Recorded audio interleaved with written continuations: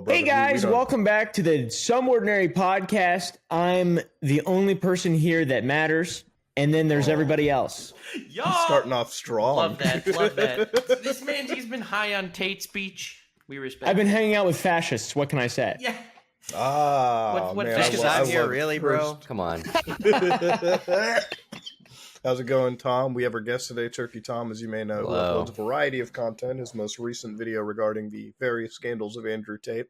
But I'm personally a fan of his alter channel, the Tom After Dark. You know, Everyone tells me they like that channel better. Yeah. I like it because you cover really, really insane topics, So I think out of everyone here on the podcast, I'm the only person that had a Turkey Tom video and a Tom Dark video made about me. So Yeah, you had both. I'm honored, bro. Honored. Congratulations. Thank you. Yeah, but that's one of the things, dude. Recently, your channel's been killing it, and obviously it has been. I've been wondering why it hasn't popped off the way that it currently has. But it's just I think I don't know. There's people that can cover a topic, and then there's people that can cover a topic, and with impartialness. You know what I mean? You can go from covering again Andrew Tate all the way to the pedos of Minecraft, the creeps and degenerates. Is there really such a difference though when you think about it? Who knows? Between Andrew Tate and a bunch of Minecraft degens? I don't know. Time will tell. The experts. There's a lot of overlap, I'd say. Oh. Yeah. I mean, honestly, the reason why it's been doing so well recently is I finally gave in to the meta of long videos doing well on YouTube. So yeah. I realized that literally every other channel that does what I do, like Jay Aubrey, The Right Opinion, their videos are all 40 minutes to an hour long. And I was like, all right, I'm just going to bite the bullet. I'll do it. And as soon as I did that, I did 3 40-minute videos in a row. And then I got 30K subs that month, best month I've ever made in terms of revenue. It just keeps going that way. So that's really, if you're trying to make it in the commentary space these days, boys and girls, get those videos over 35 minutes. That's how it went for me. Even the videos that are really successful, we did the lightweight stuff, and I was expecting that video to completely fail. And I guess compared to other content, it usually does. If I compare it to other videos that I'd make, and it did really well. It did well enough where I guess some people took it incredibly seriously. I was really, really nice on it. I was like, man, I mean, I could just make the comparisons to TanaCon all I want, and then it started some drama for a day or two. But after that, it died down. But yeah, you're right. A 40-minute video does so much better than a 10-minute, 15-minute video. Yeah, and the revenue in my experience is 3-4 times what it would be otherwise. And the effort for me making a 20-minute video versus a 35-minute video is not that great. So it's yeah, it's worth it. I respect it. I mean, I've been working on. I'm trying to find a way to add more analytical, research-based content to my game shows and stuff on my main channel, and I have the script written for one, so that's really cool. And yes, I'm trying to make it a really long video. Mm-hmm. How long are we talking here? We're talking 4.5 hours. Probably an hour. It's not Nikocado avocado size. You're such a I get dick, it. It's because dude. he's so big. Yeah, you didn't say length. You had to say size. I was talking about the length of the Right Opinions video. Obviously, why'd you have to make it about weight, Caleb?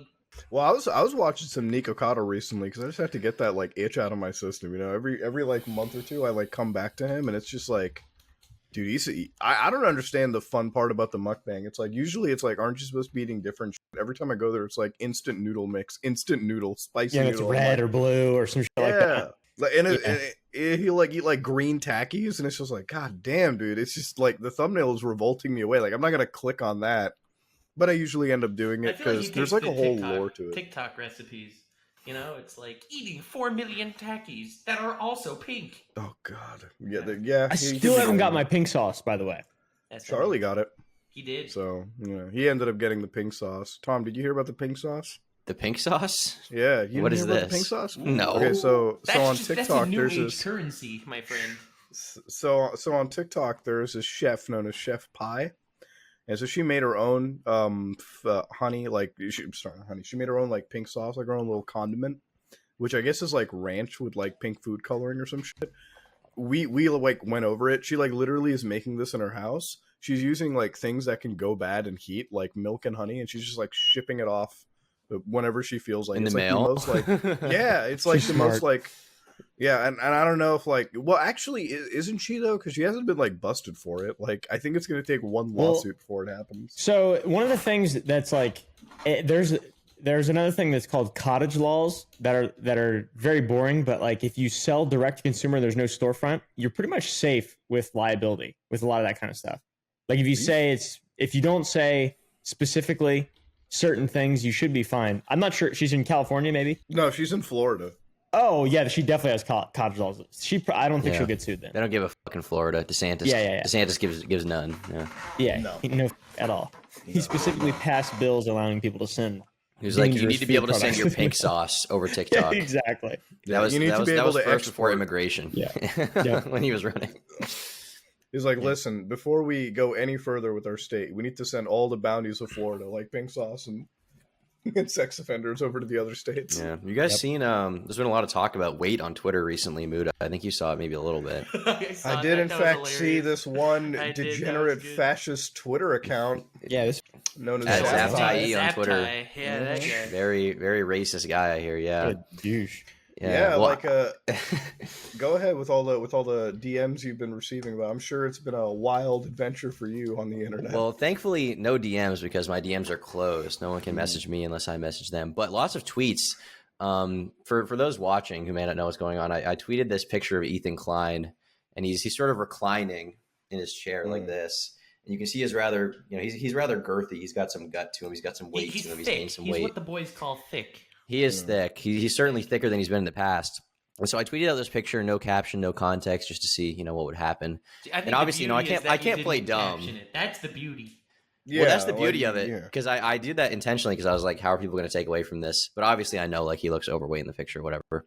But instantly, all these people come out of the. Weight, so when I saw it first, I was like, that's yeah, just a really. guy. I just saw a normal guy.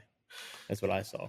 I saw a fascist post a photo of a normal guy. No, of a healthy guy. My favorite thing is, yeah, there you go. Like you saw a comment saying this post is not only fatphobic but also anti-Semitic. Yeah, I didn't really know where the anti-Semitism came in, though. I can definitely see the fatphobic potentially, because I get called fatphobic all the time. Mostly by us. Yeah, I don't even know what fatphobic means. Does that mean like you don't like? People. I'm not scared of them. Just run faster. Maybe I'm scared like when I drive a compact car, so when I see them in the road, I get scared. I might do some damage to it. But apart from that, I'm not particularly worried about them. Jesus Christ. But, I'm not that worried about them. But I had all these people on Twitter. I had the Yoko Ono tag team, like Anissa Jamha and whoever this other girl is, tweeting at me, telling me that I shouldn't be tweeting stuff like that. They're like calling me fatphobic. It's like I don't even know what that means. Like, this is a guy whose career is built off making fun of people for their appearance and whatever else. I think it was completely justified. I mean, I think if you looked into the old history of a lot of these channels, you'd probably find that there was elements of blatant fat phobia when it was accepted, I guess you could say, in the YouTube game. Yeah. Mm-hmm. Because there was a period of time where people, I guess somehow like Mandela affected themselves. Like, hey, we used to be completely PC back in the day. I'm like, no. I think peak YouTube was like 2014, 2015. YouTube was a lot like edgier. It was a lot into a point where, if you were a content creator, like that whole expectation of like, if you're going to dish it, you better be ready to take it. That mentality was very much strong up there, right? Like nowadays it's like, you can't mention like a slight thing anymore. And sure, there's a few people that can take it for sure, right? Like, I mean, if you said some like racy thing to me or some off-color joke to me, I'm not going to personally be offended by it because I'll probably quip back at you with something, that would hit you too, right? Like whatever. Yeah. But that market is slowly dwindling away too, and it feels like a lot of the people that are in the older camp have like switched their, content or a lot of their viewpoints into heavily, Yeah, I mean, Justin Wang made a good tweet about this once. He was basically saying like, he doesn't blame anyone for changing out of self-preservation because like I get it, obviously I'm not as edgy on YouTube as I am on Twitter just because the platform doesn't allow for it. I want to make videos, I want to make money, have a job. Or rather not have a job doing YouTube. I want to have sponsors, right? And so, there's certain things you do and don't do in certain places to your own benefit, and that's perfectly fair. I think the real issue comes in when you see these people that pretend as if, they're someone they aren't, or, pretend as if they were acting a different way back then than they are now. Many examples I could probably name, get your podcast into some hot water or whatever, but basically just stupid that annoys me. It's like, that's like the worst thing to be online right now, these posers. I think it's I understand like again that Justin Wang tweet is great. The thing about it is like I personally don't like the holier than thou mentality shit, where it's like you can't do this, you can't do that. Like I was watching recently, like again, I don't want to be like naming names because there's no point to naming. I don't want to like start drama. I'd rather just cover the overarching point. When it comes to like a lot of figures who used to be slightly edgier, it's like they'll go back and look at their content and be like, this wasn't okay ever. And I'm like, oh, it was okay when you were, riding the algorithm and growing massively. Now it's okay to like criticize. I'm like, really, guys? Like now we're gonna play the holier than thou card when you were completely off brand years ago, and now you're trying to be like this, new age, new PC. Like, get the fuck out of here. Like, I don't. It's made YouTube so diluted that I feel like every bit of content that all of us even make, right? It's like we've had to change our like. I guess we'd have to change up our content significantly, I would say, to just even be on the platform, Like even I if was you're not... more PC when I started, by far. I didn't even curse when I first started because I played games. I just did gaming stuff. And then I would Really? You didn't curse at all? That's interesting. I didn't curse at all for like the first year. I did a lot, but I just cut it out. And I was like, I'm not sure what I'm supposed to do. Because you got to understand, I didn't have like any friends on YouTube or anything. I was just like, I just want to make money. Like, I don't even know what's going on right now. When did you start? 2015. Okay, all right. So that was you were being clean when the rest of YouTube was all like going filthy, crazy, degenerate, drinking bleach, exactly, disgusting, like with the pigs. Yeah, and I was like, man, these people are like just like me in real life because I'm way more up and always have been like just I don't know because I was homeschooled and I grew up in Virginia where just around a bunch of rednecks and like I didn't understand any sort of like ethical treatment of people online or anything like that. Luckily, I never just hated anyone, so I didn't like attack anybody online. I never had to delete a footprint or anything like that. And I was fortunate enough to be PC initially, but it was just because I felt like my videos were made for children because I was gaming. Like I would see a lot of my friends cursing and then I'd be like, well, I don't really understand. And then I realized like, oh, these are actually like 20-year-olds and some 18-year-olds. And it's like a majority is not children. So I just started saying fuck every now and then. And then, and then I started just making fun of fat people a lot. And my channel got huge. Yeah, bro, unless you're playing Roblox, you don't have to like... unless you're playing shit like Roblox, cussing is always all right. Like, no one cares. Like, I know my aunt's kids, I would say, like, dude, 2-3 years ago, used to watch a ton of Roblox content, like, just all the Roblox YouTubers. And it made me want to, it just made me want to, like, drink bleach, quite literally. YouTube, by the way, drinking bleach is wrong. Self-harm. You should never do it. We are not promoting Donald Trump's cure for COVID. In Minecraft. Okay? Yeah, I'm not promoting any of Trump's medical advice. But when it came to, like, Roblox, they're, like, watching this content, and, like, the people that are making it, like, one of them was this guy named Dennis, who seems like he's the funniest dude in the world, right? Like, he seems like, honestly, when the camera is off, he's just like, oh, boy, let's just get the Coke out and do a line like this shit. Oh my god. Like, because every time I'm watching him do any of this content, he's so dead inside, like, hey, let's that's all, like, it's like dead-eyed, like he's just like trying to have fun for the kids. And I feel like after he's done recording, he's like, oh, let's literally like fucking bring out the hookers and blackjack boys. We just made like thousands today. Like, that's what I feel like Dennis is, right? Or like any Roblox YouTuber, because I feel like when I'm watching somebody, you know what I mean, like you can kind of figure out that like they're just being kid friendly on purpose. And then of course, like even the kids grow out of that. So eventually they went from watching these Roblox YouTubers to like genuinely a bit more, they watched like all the Call of Duty channels, like, fucking, and they just started like their language just changed, their whole demeanors just changed. Like from 1 year, he goes from like watching Roblox content and like being a wholesome little kid to watching Dr. Disrespect talking about like destroying. Like he's just like completely changed. So it's like, I feel like the moment you get to the point where like it's at like 14-15 year range, is like at that point you're not watching that kid content. Yeah, something a lot of people don't know is I pay a lot of attention to the Roblox community. I like it a lot, and there's this big channel. I think the biggest one right now is named Flamingo. You guys are probably familiar with him, Albert. Oh, I love Albert. Yeah, Albert. Yeah. Well, he used to have a channel called Albert Stuff, and he was like sort of when 2016 was around, he was way edgier. He was way more unchained, and now he's still kind of edgy, but he's more family friendly, which I get. Back then, he was a lot more off the rails. Is my impression. Okay, this is the guy that like I don't know. He was like so edgy. He treated every game like an actual war, and I played Fall Guys with him. Exactly.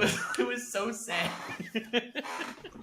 The thing I know about Albert is like people like obviously he's a big Roblox guy, but when it comes to like any of the wildest shit, dude, he was the guy that like helped me. Like he was the guy that tipped me off to the wildest shit. He like tipped me off to like packages delivered around Washington D.C.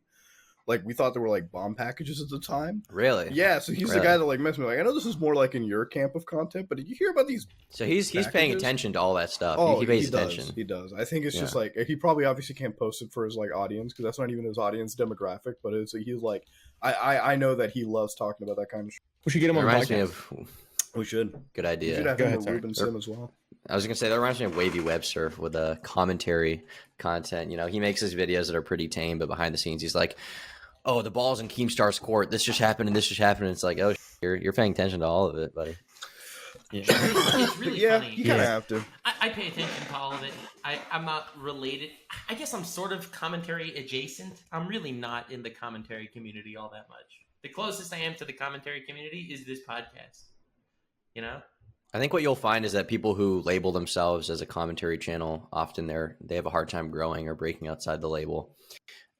It's better to be seen as just a YouTuber or a creator than Yeah, I wouldn't someone even in call one myself genre. a commentary person. Like I just upload whatever I feel like. Like if it's Same, computer yeah. related shit, cool. If it's if it's like fucking I Buying don't know. stuff, shooting guns. Yeah, like 2-3 days ago, I just uploaded like fucking myth hunting in San Andreas. I'm like, that's just what I felt like. I'm like, just every day is a shit post. Speaking That was my of first video, actually. Myth hunting in San Andreas. finding Bigfoot, Yeah, dude. dude, that's the first videos I grew up with on this channel. Like X-Files theme in the background, 240p. Like, and dude has like the notepad like in front of it, like back when people used to commentate on videos with notepad on. That's awesome. Yeah, like fucking 007 sound system. God, I'm fucking old. Speaking of guns, though, have you seen that one video on YouTube making the rounds? Like robot dog, and then they put the gun on it. Oh yeah. I think it's like donut operator and his like buddy put on like a fucking like legit rifle. It's on I the Did back a of a thing, robot right? Dog. Yeah. He comes to America for like a month and he's like, in America there's been 67 shootings that have happened in a month. I'm gonna put a gun on a robot dog, and I'm like, God damn. And I was seeing it float around on the internet and people were like, wow. It became political because obviously it was about to do with firearms, and they were like, these guys were like gun nuts, and I'm like, I feel like I'm the last few people. Like, I feel like all of us actually are the last couple of people that can look at a video like that and never apply politics. We're just like, oh, True. he's got duct tape gun to the back of a dog. That I think sounds it's kind pretty of cool, sick. yeah. Like, I want one. Yeah, like I was looking at the robot dog. It made me want to buy a robot dog, and then the price came up, and I'm like, actually, it was not too bad. It was like $70,000 to buy a robot dog. Jesus. Yeah, not too bad, bro. No, it's. I Yeah. mean, no, but for the It's a text business on it, expense though, if like, you make a video out of it. What are you, an Exactly. investment banker? no, dude, I'm not a no, dude. No, I'm no, not. no, I'm no, not no. an investment banker No. at all. I actually hide Careful. the fact that I am in fact. Maybe you can scrounge up like 24,000. You can invest that in some sort of altcoin and get a good return out of that. I could. And then you can buy the dog, and you won't have to worry about it. Well, speaking of the fact, since we're all dodging around a landmine, let's just fucking jump onto the Claymore directly. Uh-oh. We gotta Wait, ask wait, wait. you. Before we begin, I need to say that I'm not actually fat phobic. Okay, go ahead. Sorry. No, he is. I am. But I'm not. what has your thing been with Internet of J? Have you been banned off completely from contacting one of your former best He friends? blocked me. He blocked me. I've tried to contact him through some mutuals. He's been unwilling to speak to me. He really. I don't know what I did. I only like harassed him for like a year or something like that. I feel like it wasn't that big of a deal, but You only for whatever harassed reason, him for a he just didn't year? want to talk to me. Bruh, easy. No, It happens. it was like a few months. But yeah, he blocked me. He made this tweet saying that he had just gotten a new job as an investment banker. I don't know what his job was prior to that, but I quote tweeted it, and I was like, who is going to trust you with your money when you lost like 24,000 to Dogecoin or whatever? I think is what I said. And then he blocked me instantly, and since then, no contact. But before then, we were mutuals on Twitter, and I talked to him a few times and asked him if, when he went to VidCon, if he'd want to hang out with me. He was like, yeah, bro, I'll show you that I'm not the cringe lord that I am online. I'm actually just a cool guy. And I was like, all right. And then he didn't go to VidCon, and I didn't get to talk to him, unfortunately. Yeah, the 24,000 moon wallet shit got me out. The way I figured that out was when Keemstar retweeted him or something, and he was like, Yeah. I was like, God. Yeah, Keemstar said the rise and fall of your wallet, I think, or Ooh. bank account. One of those. I mean, losing Which is 24. I pretty mean, funny. I understand the whole like crypto scam thing, right? So it's like, Oh, yeah, man. some people fall for that shit, but it's like, I got scammed. I mean, there's getting scammed, Caleb, but Not then really. there's like, hey, I downloaded this one application on Android that takes like 3 days to function, and the Moon Wallet isn't. I'm like, dude, I didn't do like, that. you think if you're putting in 5 figures into cryptocurrency, you'd at least research pretty heavily, you know? Like, I've known guys who are like, I'm getting into the crypto game and a research, like, they'll do like a month of research on cryptocurrency, and then they'll look at what they do, and it's like buying $100 worth of Bitcoin. I'm like, Yeah. oh, okay, so a month of research to buy $100 worth of Bitcoin, and then on the other inverse, Right. it's like 5 figures all pissed away. Like, I don't know, man. And according to him, at least, it wasn't like expendable income to him. You know, it was like 25 grand that was like his life savings or something, and he just put it all in. So he's that guy that you hear about on like podcasts who like lost it all to the crypto hype. That is sad because it is gambling. I mean, I gambled a couple times, and I think I still have like $4,000 or something like that. But I put like $7,000 that I had made from crypto before.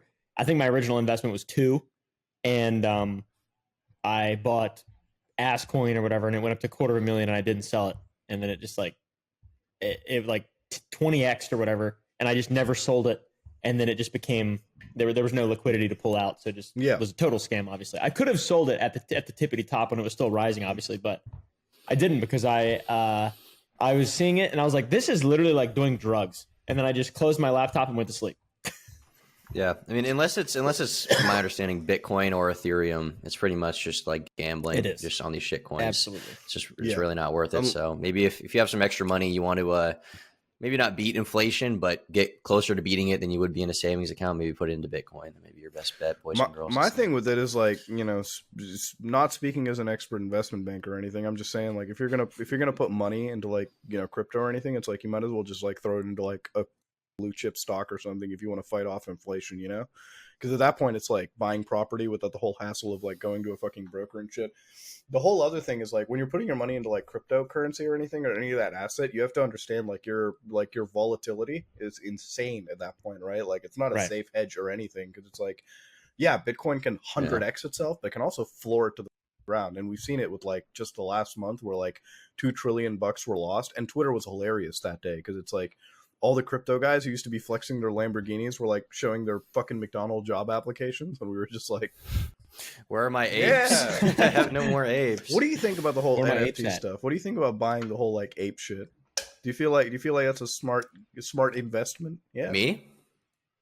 I mean, as with crypto, I mean, it's pretty much gambling in my eyes. I think there are some projects like, for example, Sam Hyde just launched Mondo Megabits. Maybe there could be some investment there because his project is backed up by his whole like, you know, production team, and he has like a loyal fan base to support it. But in a lot of cases, you know, I think with these apes and with NFTs in general, you just don't know how things are going to go. Mm-hmm. And so apart from a few, I mean, you know, maybe Milady is a decent investment, or the apes at first could have been a decent investment. But generally speaking, NFTs, you know, are not something I would put my money into if you want to make a safe just investment. like yesterday, Metaverse launched basically Hatsune Miku, like their own like VTuber thing. Did you see that? Wait, Metaverse? Like meta? Like Facebook? I don't know. I have to check. I think so. I haven't seen that. Because don't get me started on the Metaverse. I don't know if you guys heard about virtual land shit lately. Yeah. Have you guys heard about like people selling virtual land and shit? I've heard of it months ago, but so basically, like we've all played like MMO games, right? Like where we just log in, roam around a free world, and like get groomed by somebody. Like we've all played world shit. Like, yes. We've all played MMO. Of course. Yes. So especially the grooming part. But like, anyways, with these MMOs, it's like what they're doing is they're like you log into them, and you also have to buy like, well, you're incentivized to buy the land. Like you buy a little chunk of land in the metaverse, and like you live on it, you like play with each other and all that shit. And every time you look at the gameplay for these metaverses, it's like, you know, some shitty like Korean MMO, you know, from like back in 2005, that gameplay and graphical level. Except people are just buying land for like thousands of fucking dollars. And like you'll talk to them about it. It's like, what's your reasoning? And it's like, for them, it's like they invest into the land. And I guess they're using this new term called play to earn, which is the biggest game in the world. Because it's like, they'll tell you can play the game and earn money. But what they don't tell you, it's like you'll spend $1,000 and you'll make like 20 cents a day. That's when you're playing like fucking hours upon hours upon hours. Yeah. So what they found out is like, so a couple of rich guys buy all the land, and then they become virtual land like rent like slumlords. and just like rent it out to like third world countries. So for the third world guys, we're like, oh shit, 20 cents a day. This is better than working where we're at. So basically the fucking the first world has capitalized on the third world so fucking well digitally that's the whole market right there. But yeah, that's. I will say a lot of this tech seems really crazy right now. Like it seems like stupid. You know, I'm sure everyone's calling like with NFTs and all this shit. But oh, Tara's gonna have to bleep that. Oh, okay. No, Sorry about that. There's this one quote that's like, new technology is overestimated in the short term and underestimated in the long term. And I think that will hold true with basically, you know, every new technology, including this.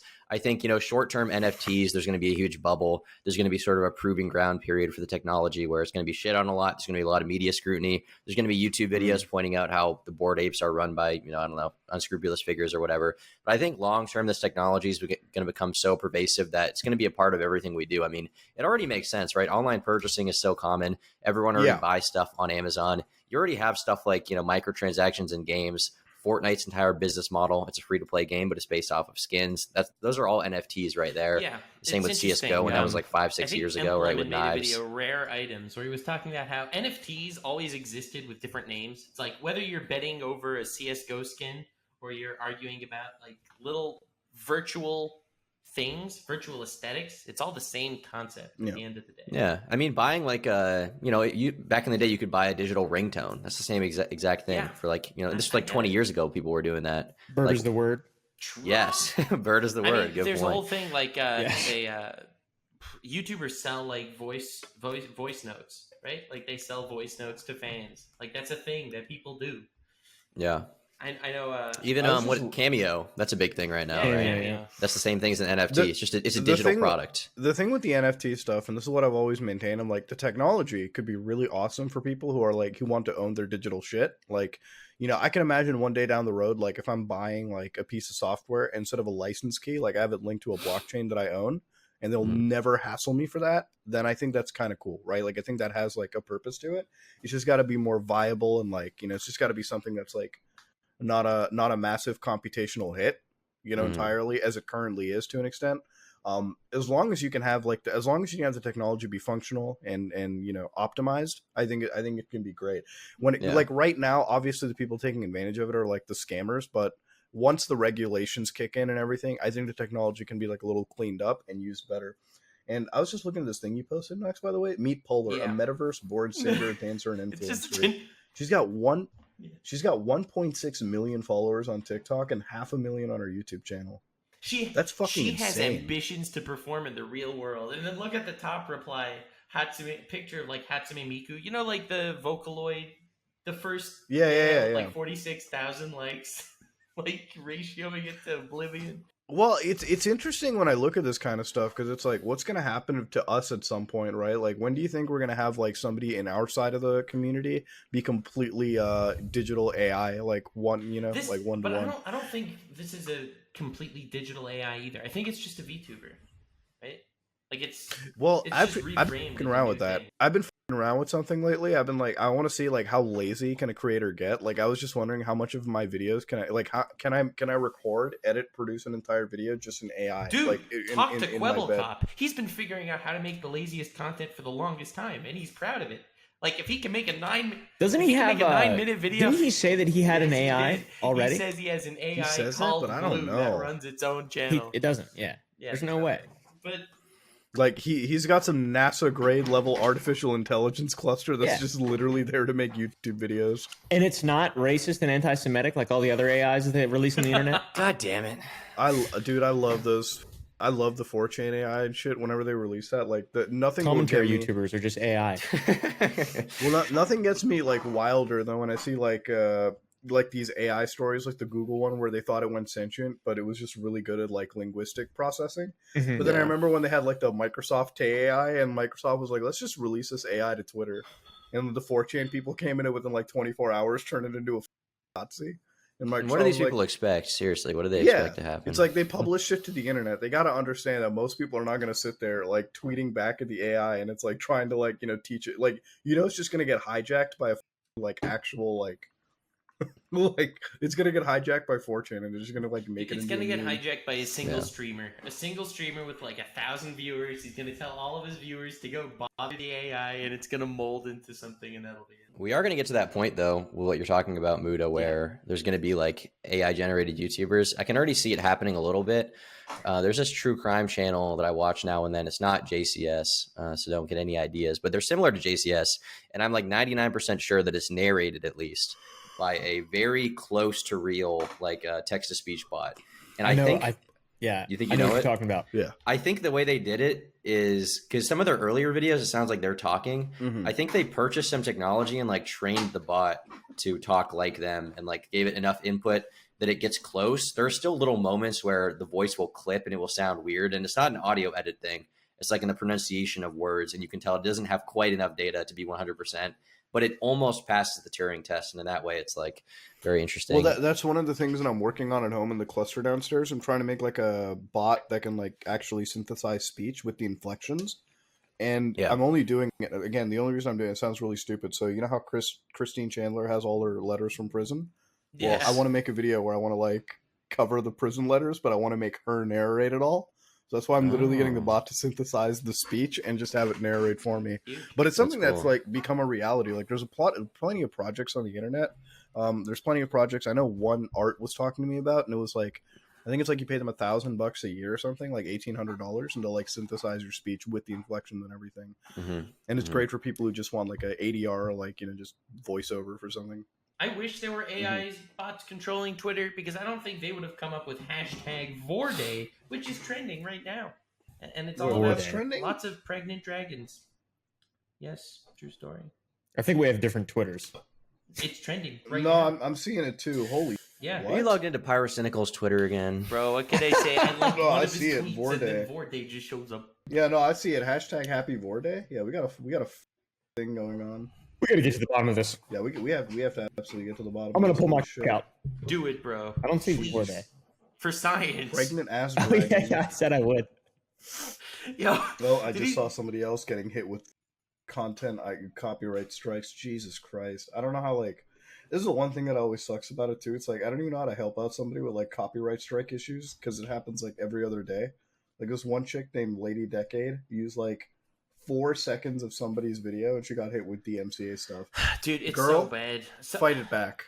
Yeah. Someone reached out to me. Contest it. They're scared to they paid an artist for their VTuber rig thing, and they're scared to Uh-huh. launch because the artist is now extorting them, saying that they didn't like pay them enough or whatever, and they're going to copyright strike them whenever they launch. And like, what are you going to do? Because YouTube is going to listen. I mean, that sucks. In my experience, I think the best thing you can do is, unless you're pretty sure that the person on the other end is going to take you to court, I mean, you may as well just file an appeal, file a counter Yeah. notification, go through the whole But, process, like, and it for will a suck. new- But within 30 days, you will True, have what but you for want. a new like creator just launching, it's really, really scary because you have to fill it in. I mean, you have it to sucks. put in your name and your Yeah. info and your address and all that stuff. And I don't know. Especially in the past when people have actually been like doxxed through it too. Yeah. Like they've given up their information and somebody else magically gets that information in the other sphere. I'm not naming names, but yeah, I covered a video regarding some tech YouTubers where it seemed really fishy how one person got the, you know what I mean? Like Mhm. because you basically for a DMCA strike, you're part of a legal proceeding, you give up your name and address and everything. And for me, like when it comes to a DMCA thing, I don't like at this point, like I don't do it myself. It's always like under a lawyer's name, and it's always done through like a different address. It's not my home address, so I never Yeah. end up giving my personal information. I'm like, here's like a business like lawyer, like talk to him, talk to them. That's it. Like, Yeah, I they're do the ones same that'll thing. handle I do whole the same going thing. forward. because I feel like a lot of But, it's like- trolls. It's a lot of it people just trying to get your personal information. A lot of it is trolls, and I think a lot of it also is there's these companies that go around that don't actually own the content, but they claim so many videos, and some people like they just won't fight back. Like they won't even notice it, or they won't even try because I think there's nothing they can do, and so they'll end up accumulating a lot of revenue by claiming a bunch of videos across the board.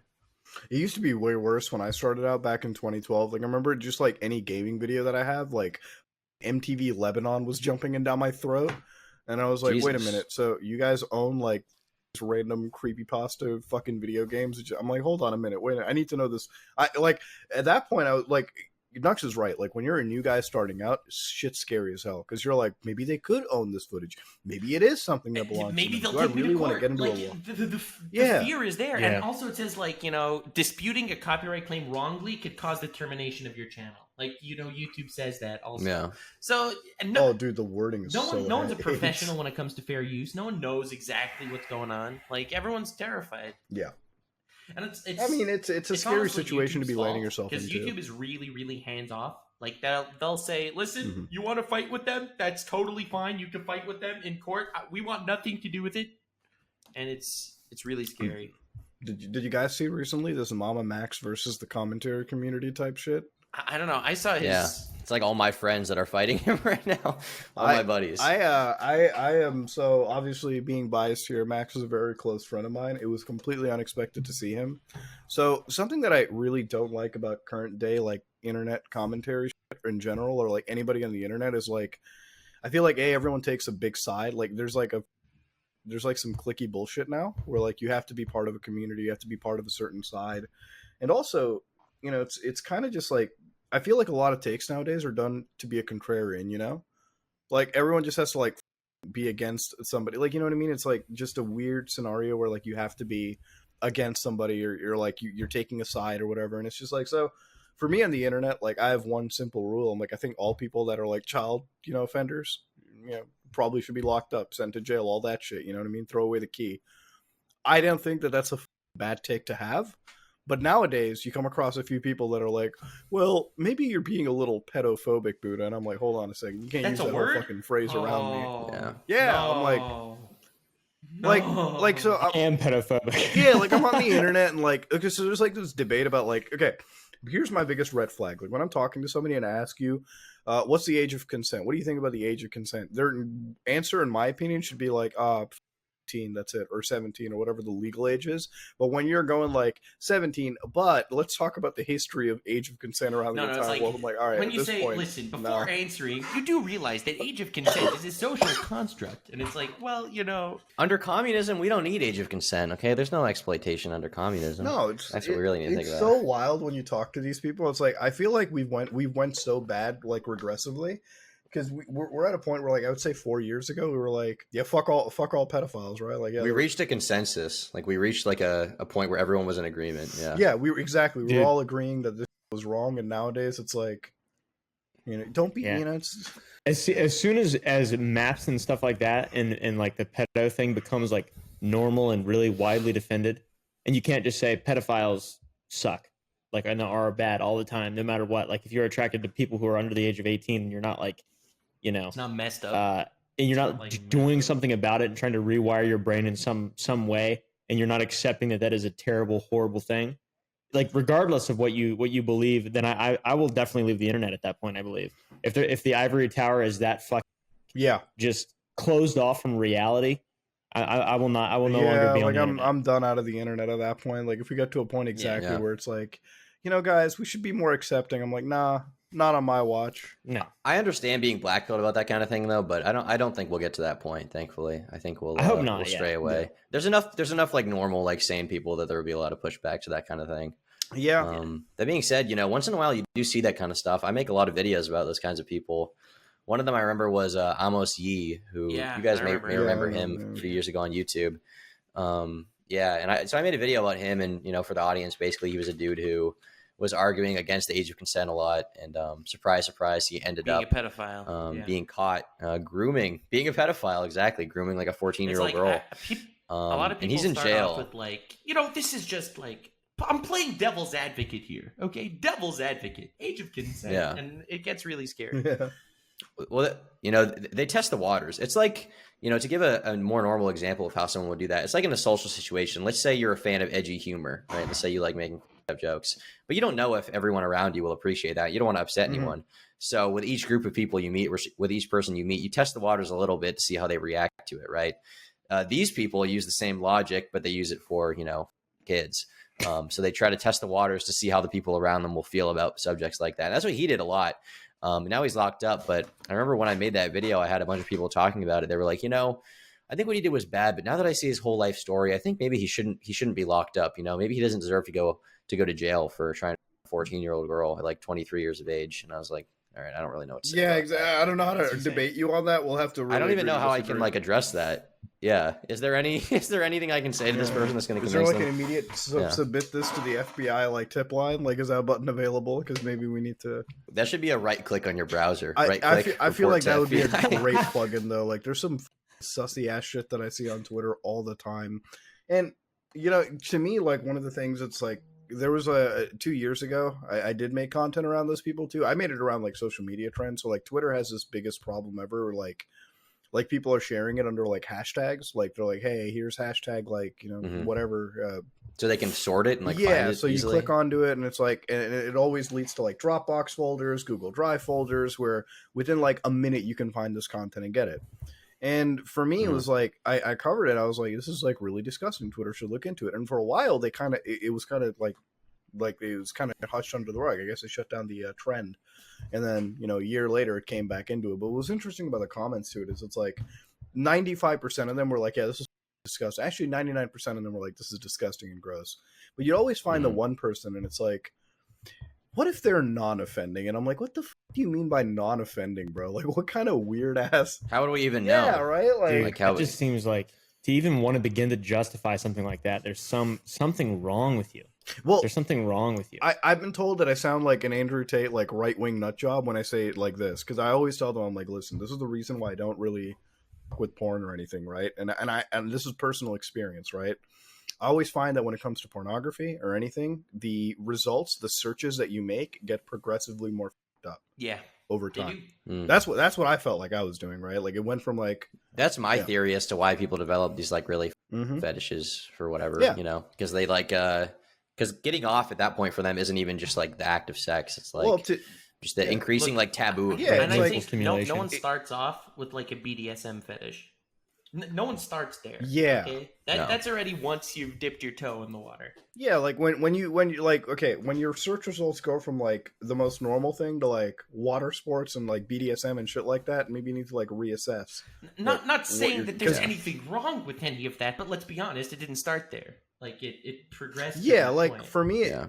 it's like drugs, right? Like okay, when you take like a little bit of marijuana, right? Like if I do a bong rip with a friend, I pass out after one rip, you know, like I'm done, like I'm going to bed, right? But when he does a rip, he's doing rips every 15-20 minutes and not feeling a thing. So obviously there's resistances, there's levels to this shit. To me, it's like porn to me is like a drug. It always has been like a drug. It's a complete like actual like it can take over somebody's life because when you look at the whole science behind it, anybody that does like pornography, like anybody that consumes it, it's hitting the same centers in your head that like cocaine does or like any of those like hard drugs. So obviously, like I'm not saying that you should never ever watch porn. Like I'm not one of those crazy, you know, nut jobs. Hey, live your life the way you want to live it. But if you ever feel like you need to constantly partake in something and you're addicted to it, that's when you should stop. So when I think of like people who are defending the child stuff on the internet, I'm like, so you're just like you're defending it first, but They're it's in like deep. it's like what's next for you? You know, it's like the people that watch the lowly stuff, like the anime that's like centered around underage kids. Yeah. And it's such a hot take. Like I'll make like It's one crazy. tweet about It's it. I'm like such the a hot Lolicon. take. Yeah, it's like the Lolicon starter pack, and for me, it's always like a cop car and like handcuffs and shit. Right? I'm like that's how it begins. That's where it's probably going to end to. And then I always get into this discussion. I'm like, wait a minute. So you're watching these like animated characters that are under the age of 18, right? For like gratifying yourself, and they're like, yeah. And I'm like, so where does it go from there? Are you going to just stick to this, or at some point is your fetish going to evolve to a point where So I really trying to get like, off? This whole discussion is like it gets so weird when you actually hear people with opposing viewpoints because then it's like, okay, You probably get a lot of it because you're like an anime guy. dude, I get so much of it. It's so annoying because you have. Is that what he is? I'm an I'd say NFT, he's an anime okay? guy. I'm I would describe him that way. Ascension. The anime guy. He's I'm like a right from the cartoon. metaverse, okay? He looks like Right out of the Japanese of some metaverse. kind, straight out of Tokyo, that kind of thing. True. I'm an anime Maybe go character. on that. Never been into any controversies. None of that. Tom can tell you he's researched them. Zero Controversies. Clean. Totally clean. Zero Okay, but that's N-bombs true. in your You've career, as researched far as and I you've know. not found a single N-bomb. That's huge. I've not found a single, which I was hoping to find, but True, unfortunately I true. did not He found find. N-bombs on people that tried to cancel me, though. So, but anyway, not the True. point.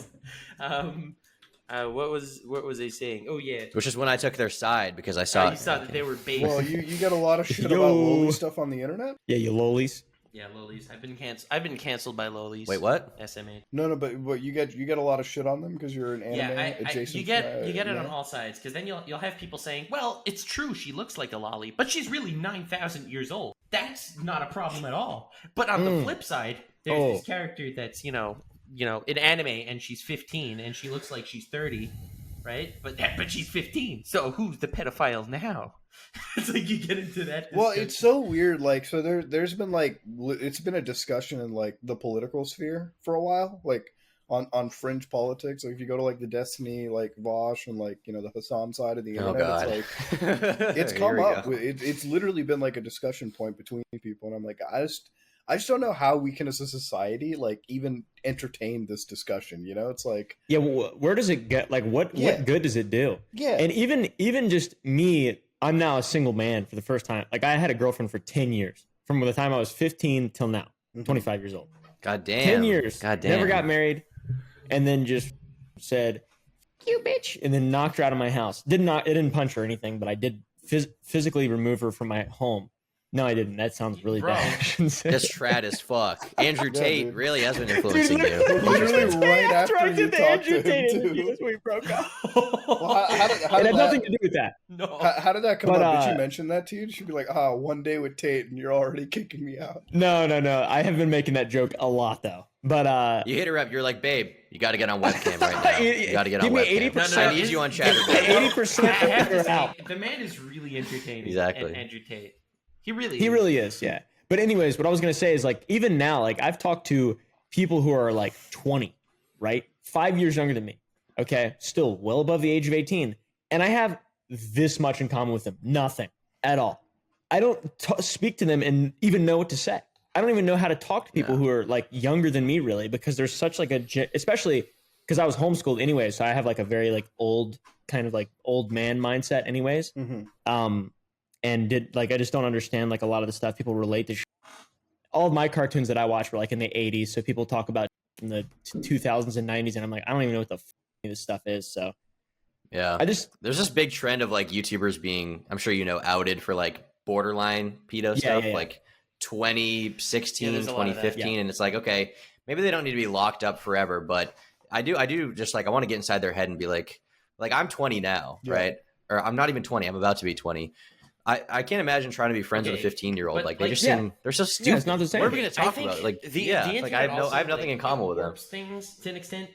Tom, you've been on YouTube for many years now. Okay, you've been making videos about this. Your moral principles are developed to a point because if you're making moral arguments, you have to have moral principles. And as a commentary YouTuber, you have to have some sort of principles to base your opinions on. You're right. That age thing kind of blurs a bit. Okay, if you had never really considered it, never really thought about it, you'd be 20, you'd meet a 17-year-old, you don't know what would happen. Yeah, I mean that I don't think is the worst thing in the world. 20 and 17. I just mean generally speaking. My thing with it is like let's say like early high school. I don't get it.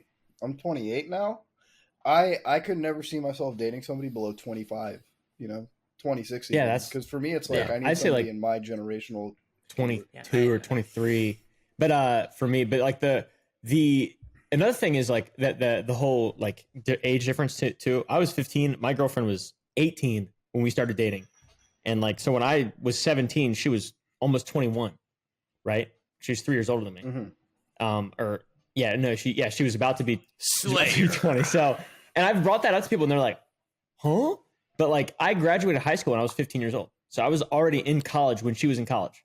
So it's like but that's obviously not the same thing as a lot of the situations on the internet. But I'll see some stuff like that, and I'm like, yeah, that's literally what I did. But in reverse. Yeah, I mean, context does matter for sure. Important, I think a lot of that is you have a lot of a lot of the people online, like let's say with CallMeCarson, right? My understanding it was 1917 there, and people were calling him a groomer or whatever. I think most of the people calling him that were younger. Yeah, I think that the way I think about it is like when you're 12, a 13-year-old seems so much older. Yes, because you only have 12 years. Versus when you're like 20, it's a 20 to 21-year-old is not a big difference. You're like the same person. Was a whole different and so there's a huge amount of life like, experience there. I feel like Carson got blasted because he told his friends he feels like a bad person, and then his friends were like, oh, "What do I do? I can't like collab and be friendly with this guy who's basically told me he's a pedophile." So Carson, I think, got a bad rap, just because he got in his own head and his friends didn't know the situation, and it just got huge, and he ran away. So I don't know. I'm his friendly whole with thing was Carson. really dumb. I feel like 'Cause that it's drama like- was very unfortunate.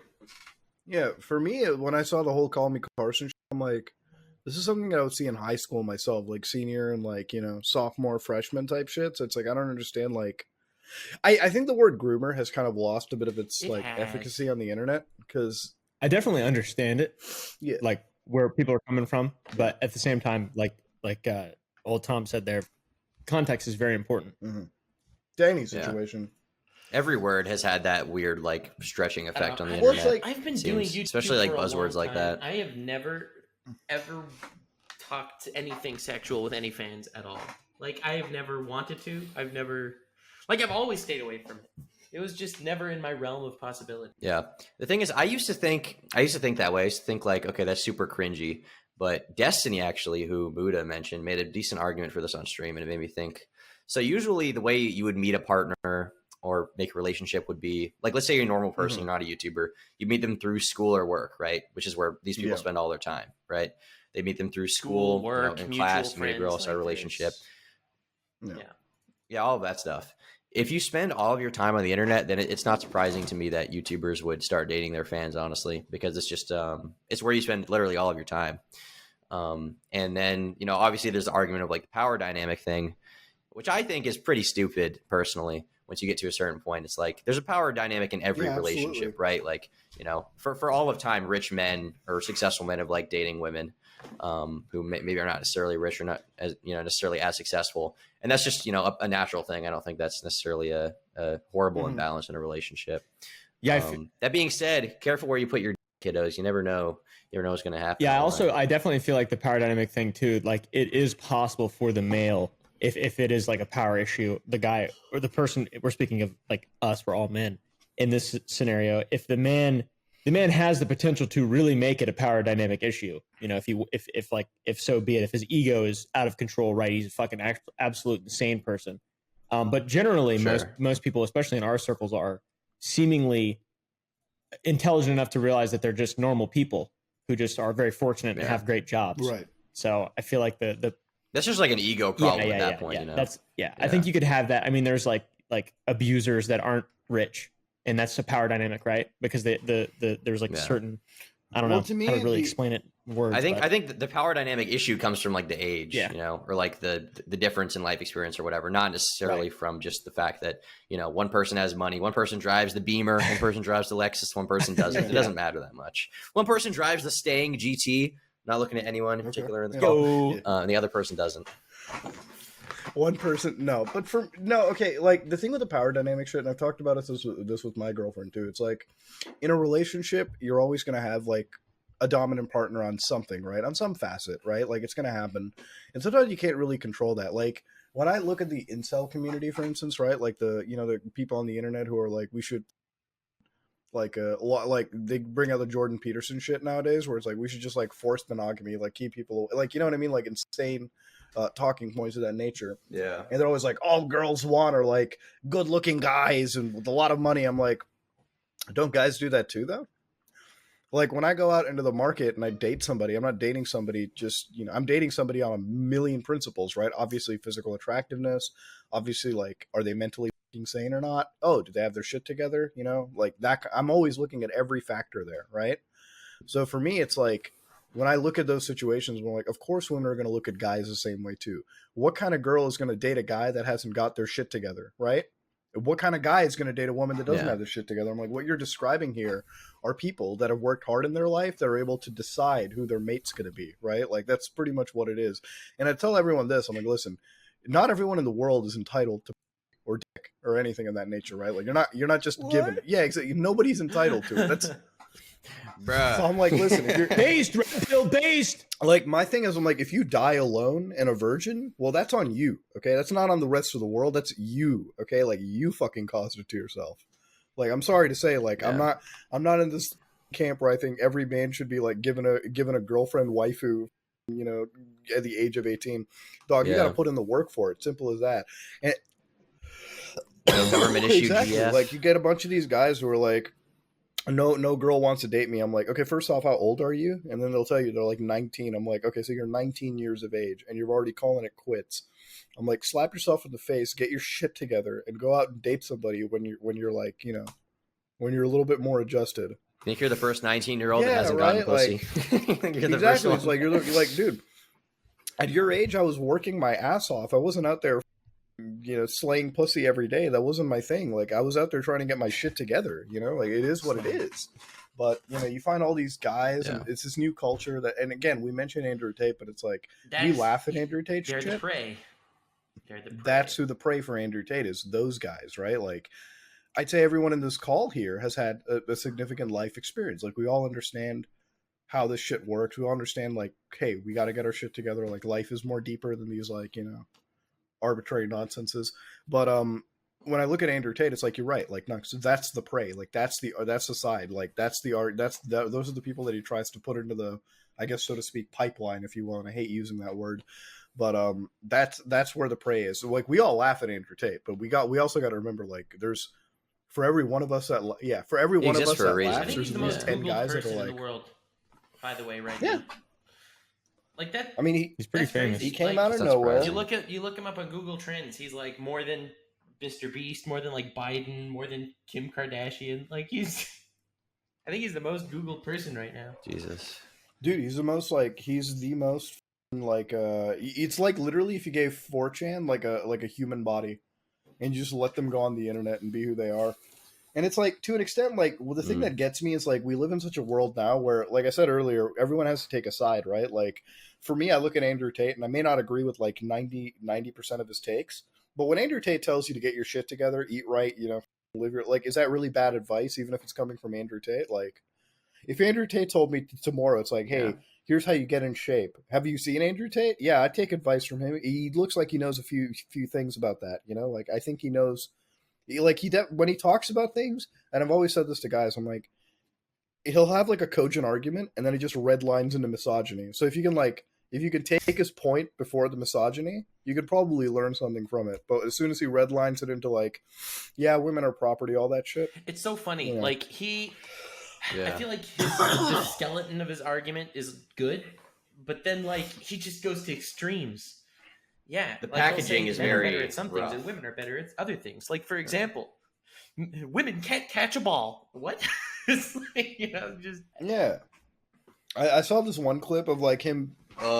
Base department is. I wouldn't want a man to deliver my baby. It's like, okay, dude, Well, sometimes like he'll have like conversations, and this is how his argument works. Like I remember watching one clip of him like talking to this one dude, and it's like, have you ever seen a Chinese person working for another Chinese person? And the guy was like, yeah. And he's like, okay, anyways, moving on to the next point. Like his whole point got demolished right there, and then I'm like, I heard him say, have you ever seen a bald Chinese guy? And I was like, what the? I was like, yeah, because he's right. I've seen him a few times. Shocking. No, his. Yeah. Go ahead. I actually. No, go ahead. Sorry, go ahead. I was just saying that on the note of him working out, Oompaville, I don't know. I might have sent this to you. I can't remember, but I watched this podcast clip where Andrew said that, make of this what you will. He said he no longer works out, but how does he stay in such great shape? Well, he said that he dreams about working out, and that convinces his body to develop muscle mass. No way. Did he say that? So that he stays in great shape. He said that, yeah. That to me. He's fucking trolling so hard. Yeah, you got to send that. I'm putting that into the Tate video. That's so good. That is a great working point. Out dream. I saw one that he says he does like 12,000 push-ups a day or some shit like that. Yeah. I don't know. I saw as far as like. It's called Andrew Tate dreams in his sleep. Depression only exists if you believe it exists. It's like the Game of Thrones lines, power resides. Yeah, don't be depressed. He's like, bro, if you're afraid of depression, you'll be depressed. Just like if you're afraid of me, I'll kill you. It's like, okay, good example. Yeah. In a way, I do. That was one of the things he first got shit for, his takes on depression. And in a way, I agreed with what he was saying, because he was basically saying like a lot of people will be depressed and not improve their own circumstances to not be depressed. And like there is some truth to that. You do have a lot of that. are But- good, and then the packaging is just like, okay, depression doesn't Yeah. exist, which is fake. It's biologically proven. It's Yeah. hereditary. Right. How can but it be then, hereditary? But then the if argument it's in your becomes head? no one would. But then the argument is like, well, if he didn't package it that True, way, that's why no one he's would huge. pay attention. right. He's Like we huge wouldn't even know who he because is. of the packaging, but that doesn't make Yeah. the packaging any less Mhm. garbage. Yeah. For me, Andrew Tate is like what happens when That's like true. a character from GTA 5 escapes into reality. Because that's him. Like Andrew Tate's unironically the Yeah. guy you'd That is listen kinda to in like weird. GTA's radio stations. You know, like all the parody radio stations that they have in GTA, like the parody radio, like talk Mhm. shows. Andrew Tate is like 100% what you'd expect in it. But he said he like dimensional merged into reality, and that's what we have now. Like he's I don't know. I watched the he's Nelk. brought into it. The Nelk. They should just put him in the next game. Like he's perfect. He's like rich. He fucks a lot of girls. He's like mixed race, so he's currently in like the what do you call it, zeitgeist of whatever the internet wants to hear. He should be Isn't in the next GTA 6 game. doesn't it have a female protagonist? No, it's not confirmed. It's not confirmed. That whole Oh, does argument it? was like If it does, he would never be in I that figured game. he could be a good antagonist. yeah, exactly. You see what I'm saying? I see. Yeah, he could constantly wow. remind the female protagonist about how much he can't join the life. Yeah, he could. I'm imagining videos of people driving perfectly with him like in the radio, like you cannot drive, you cannot drive, you bitch. God, no, I remember when that news came out about GTA 6. So like, so apparently the Rockstar the company Rockstar like fixed up its like, issues in the company. Like they became more mature. You know what I mean? Like as any multi-billion-dollar company does, right? Like. And they were like, well, the company culture got woke, so the entire game must be woke. And then it's such a weird argument when I hear the woke shit. Because I'm like, in a way, South Park is first time almost... with a camera. He's losing it, making. Well, like, face. the thing with the Sorry, I woke tried to stuff soy is, face like, real quick. when you're looking into, like, South Park, for instance, right, which I think is written satire and parody pretty well, considering they've been on for over 20 fucking years. They've always been like a woke crowd of people, technically woke in the sense that if we're basically using the word woke to effectively just mean left leaning, sure, yeah, to an extent we can probably say the South Park guys were middle left guys, And same thing with Rockstar. Like if you played any of their older GTA titles, they were always riffing on this, they were always riffing on both sides completely, right? Like I loaded up GTA San Andreas the other day and I opened up the talk show. And the talk show was like all about these right-wing nut jobs who were like talking about like fucking wearing tinfoil hats and conspiracies and all that. And I'm like, it's funny because like I'm listening to this as a parody from a game in 2005, but it became reality in 2022. Like this game basically predicted the finale of Alex Jones, right? Like, to the point where we're at now. So Speaking every time of I see Alex those articles, Jones, Muda, I have been waiting for this moment. I know you're sick right now, so I have a nice little juicy piece of news for you that I think you'll enjoy. Did you know Is it Alex the- Jones is on his trial right now, like the whole yeah, defamation thing? $45 million. Did you know that his lawyer accidentally sent his Sent a whole adversary copy the of whole his copy phone. of his phone? Do you guys think that was done on purpose? Though I actually feel like that was a purposeful thing by the attorney. I think Nobody's it that had to stupid. be. You can't make a mistake like that. And the funniest thing was like they called him up on like as a witness, and then he asks him like a simple yes or no question, like, "Did you receive this text? By the way, I have your phone." And he's like, See, like Alex Jones is one of those people where I kind of put him in the same tier of Andrew Tate. Like I always laughed at Alex Jones shit. You know what I mean? When he's like telling you about the frogs being gay and everything. I think Yeah. everyone's laughed at that, right? Because it's Yeah. just like it's extreme over the top shit when he tells you about like religious robots taking like satanic robots taking over the government. Like How can it's you the not gay laugh at evil that? liberal agenda, you know. yeah, exactly. It's like he's like a insane version of Quantum TV, except on national level appearances.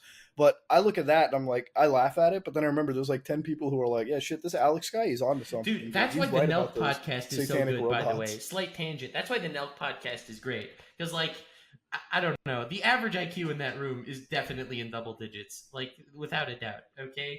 And What are you talking about? You're talking about they had Andrew Yeah. Tate, and They Andrew had Tate him would be on, like, right? the reason why the government gave women the ability to have jobs is so that they can't raise their children, so their children can be brain controlled by schools, which are pushing an agenda. And the Nelk guys are like, whoa, oh my god, that's Yeah. amazing. And the podcast is like, oh, yeah, They're like, yeah, give us some where's the cocaine? Yeah. they're like, yo, that's great. You guys want to know who the most red-pilled based individual of all time is? I'm ready. Gary Busey. Oh. Gary Busey. Yeah. What? Gary Busey. I just the put actor. a link in chat Oh God, of it's Vimeo. a moment It's with a bad Gary. I've been sign. watching the show called I'm with Busey, and there's the Busey Zone as well. A couple of TV shows. He had a severe accident on a motorcycle in the 90s, and it fucked his head up real bad. And this clip is only available on Vimeo now. They erased it from YouTube. I don't know why. I think it's because he's right about what he's talking about in this. Do you want to in this, share your screen and? Yeah, I'll share my screen. We can. All right, here we go. Can you guys hear it now? Yes. Oh yeah, we can.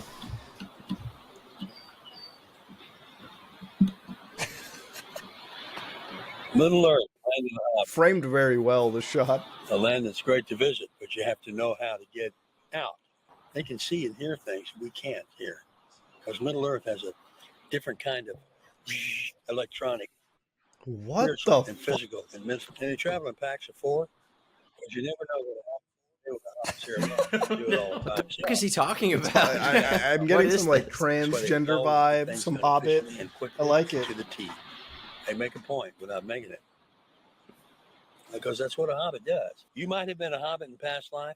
Let me know it, and we'll speak about Hobbitism. What are we watching right now? What is this? How Dude, I is- think he was. I think he's. I can't even say if the man is high because I think he's just on a I different. think he's on to something. I think he's on a different astral plane. What do you guys feel like you were hobbits? Or Well, I something? think he had I think his brain fell out of his head in the 90s. Well, I mean, like, there's one thing with your brain falling out of your head, and then like talking about, hobbits and shit, and like it's a bit of a, Is there really that much of a difference? His brain fell That's out. true. The truth fell in. I would like to know what Infowars' top billing host would think about that. Actually, now after his trial is concluded, $45 million apparently has to cough up to like victims and shit. It's real. Is it going to be? It's real. Is it going to be rolled Television. back though? You think he's actually going to have to pay that? So I think he's probably going to contest it, but I think there's actually law. I don't know exactly what the laws are called in the States, but I think they have to cap those to like some smaller amount. I think I heard somewhere that he's probably looking at like giving up maybe $800,000. So I don't know why they do like these. There's like a cap on punitive damages from what I've heard, and it varies state by state. I don't know where his. Does he have that much money? would I be think he's enough worth 300 mil. Yeah, he said 2 million on like on the court would be enough to ruin Infowars, but apparently, like I've been looking into the financials, and like there was a Yeah. period where he's making like $800K a day, Damn. and I was told that he's freaking out on. I haven't been watching Infowars lately. I did used to, but I've been told that lately he's been on the air and he's been freaking out about money, and he seems very frantic. So maybe he's not worth as much as he has claimed. I in mean, the like past. the I don't thing know. is, unless we open up like Infowars' financials, you'll never really know. But I think that like obviously, like guys, $45 million, like even if that's not all you have to pay in punitive damages, that's like fucking for anybody. That's a big chunk of change. I think he's doing what I expect most people in the political like sphere to grift out of is like whenever they get like a little bit canceled, they want to hype it up to the audience so they like get a sales volume boost going on. It's like, hey guys, Yeah. we're getting destroyed financially. Let's sell more vitamins and all this. Like I think that's what's mostly happening. I think he's pretty set financially. Like I've heard that he's worth somewhere into like the $200 million range. That's the average. I heard the like lowest end was like 100 million. Really? Which, I mean, given that he's given that he is in fact the largest figure in that extreme like far right space of conspiracies, doesn't seem that hard and far fetched to believe. I mean, for Infowars, in order to run, like I think they have to have their own like satellite. They have to basically do everything in house. Nobody works with Infowars but just them. They do like everything in house. So I don't know. I think Alex Jones is fine financially. I'd have to read on the punitive damages. If it's like $45 million that he says he has to owe the families, but it gets whittled down to $700,000 and whatever, who the f- cares? Like Alex Jones can clearly part with $700K. That's not a big issue. But time will tell, right? Like I don't know if that's. I think he should make a public apology. Yeah, you should pull a Will I- Smith. Is what I Yeah. think. Yeah, but I mean, could you imagine He should get his PR Could you imagine team- an Alex Jones apology though? Yeah, I could. I mean, it's like, it's like it would be amazing. The frogs aren't actually Yeah. I kind of retarded. I love that clip, by the way. That clip It's always such a makes good me laugh clip. because he like stops Joe Rogan. He just like stops Joe Rogan. Joe, I'm gonna have to level with you. I'm a little. I'm like, goddamn, why? Why does he do this? He didn't want anyone to talk over him for that line. line. Give a about that. Make sure you had But you floor. know, ladies and gentlemen, before my throat completely gives out, Poor guy. I want to obviously route a lot of our audience over to Turkey Tom's amazing channel, Tom After Dark and Turkey Tom. Both absolutely brilliant channels. I'm not going to say commentary. I think it's just a good video. As internet culture stuff is more likely the topic. Yeah. So if Seems you enjoy accurate, content like that, definitely check out Tom. He's one of the last few ones with a little risque fatphobia left within him. I know that. You know and- it. Not a single word said. Not a single word. Obesity is just not something I tolerate personally. It's not something I tolerate, Oh my not something I God, deal bro. with. Hashtag hardstyle, hashtag Z's, hashtag Arnold. Hashtag shredded. I Hashtag just bro. this Never is mind. definitely not an avocado friendly podcast for This sure. is not. This is not. But definitely also check out my amazing co-hosts and brothers Nux Taku at his beautiful YouTube channel where he talks about his chronicling of getting arrested. It was a Absolutely true real story, by the way. True And- story. Absolutely. Did you see Fifi's And tweet? check out Caleb. Did you see what she's trying to start next? It was a response to your thing. She wants No. to fulfill her lifelong dream of getting pregnant and suing me, and get that to trend. Please don't get that to trend, people. I feel like that'd be the next big step for you. Hashtag Nux pay child support. I can't wait to see that happen. No. But check out. Hashtag Nux alimony. Oh, that's gonna be bro, fun. Please, no. Honestly, if that Hashtag Nux pay if up. that trends, I'm paying for a billboard in Times Square just to like play that, like just to play Nux and alimony. Like that's all it is. The alimony This is tracker so for you. sad. This is so But, sad. It's gonna happen. Like if Fifi could do that, I'll pay money for it. I don't give a No, fuck. no. But No, I did. thank you. I don't know Thank if you. you saw. I got into beef with the anime guys again because to this week there was a character in My Hero Academia that died in the manga, and I made a meme about him dying like 2.5 years ago as a fake spoiler, and he actually died. So everyone was so upset that I Oh, was right.